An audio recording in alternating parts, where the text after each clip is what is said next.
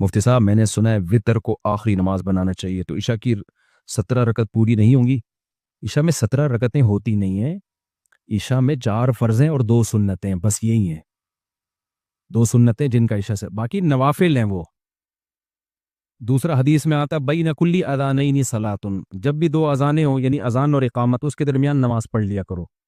تو علماء نے کہا اس حدیث کی روح سے ہمیں عشاء کی اذان اور اقامت کے درمیان نماز پڑھ لینی چاہیے، اس حدیث کی روح سے نفل ہے، پڑھ لینی چاہیے، اچھی بات ہے۔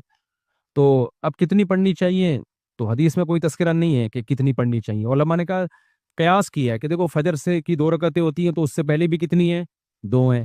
ظہر کی 4 رکعتیں ہوتی ہیں، اس سے پہلے بھی کتنی ہیں؟ 4 ہیں۔ عصر سے پہلے بھی حدیث سے ثابت ہے 4 رکعتیں۔ تو اس سے پتہ چلتا ہے عشاء کی 4 ہیں تو احتیاطاً کتنی پڑھ لو؟ 4 پڑھ لو۔ لیکن یہ کوئی یہ سنت مؤکدہ نہیں ہے، نہیں بھی پڑھے تو بھی ٹھیک ہے۔ سنت مؤکدہ جو ہے نا وہ صرف عشاء کے بعد 2 سنت ہے، اس کے بعد نوافل بھی وہ تو جتنے 2 پڑھو، 4 پڑھو، 10 پڑھو، نہیں بھی پڑھو تو بھی ٹھیک ہے، وہ ہر آدمی کی اپنی غریبی ہے۔ تو علماء نے کہا کم از کم 2 نفل پڑھ لو، بہتر ہے۔ تو یہ نفل کے طور پر کہہ دیا انہوں نے، کوئی ایسا نہیں ہے۔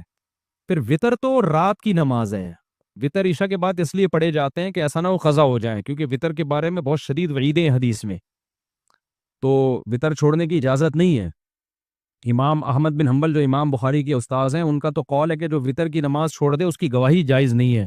آج کل ایسے اسکالرز بھی آئے کہہ رہے ہیں وطر، ایک آدمی نے بتایا کہ ہمارے گاؤں میں لوگوں نے وطر پڑھنے چھوڑ دیے، کسی نے کہا ہے کہ بس 5 نمازیں فرض ہیں اور باقی سب غریبیاں ہیں۔ تو ایسا نہیں ہے، سنت مؤکدہ کی بھی ویلیو ہے اور وطر تو لازم ہے۔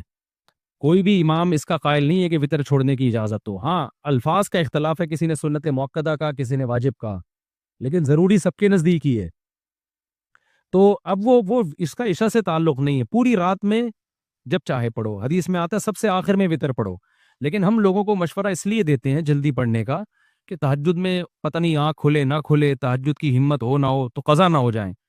اور یہ بھی حدیث سے ثابت ہے، حضرت ابو ہریرہ چونکہ دیر سے سوتے تھے، طالب علم تھے، تو فرماتے ہیں مجھے نبی نے وصیت کی تھی میں ہمیشہ وطر پڑھ کے سویا کروں میں، تاکہ وطر قضا نہ ہو۔ تو جس کو قضا ہونے کا ڈر ہو تو وہ پڑھ لے، پھر رات کو تہجد میں آنکھ کھلے تو اس کے بعد بھی پڑھ لے۔ تو بہتر ہے کہ وطر آخر میں پڑھیں، لیکن یہ کوئی واجبی حکم نہیں ہے، اگر پہلے پڑھ لیا تو اس کے بعد بھی ہو سکتا ہے۔ تو 17 رکعتیں اس طرح سے بنائی ہیں کہ 4 پہلے، پھر 2 بعد میں، اور خود عشاء کی 4، تو 4 دونی 8 اور 2 6، پھر 3 وطر۔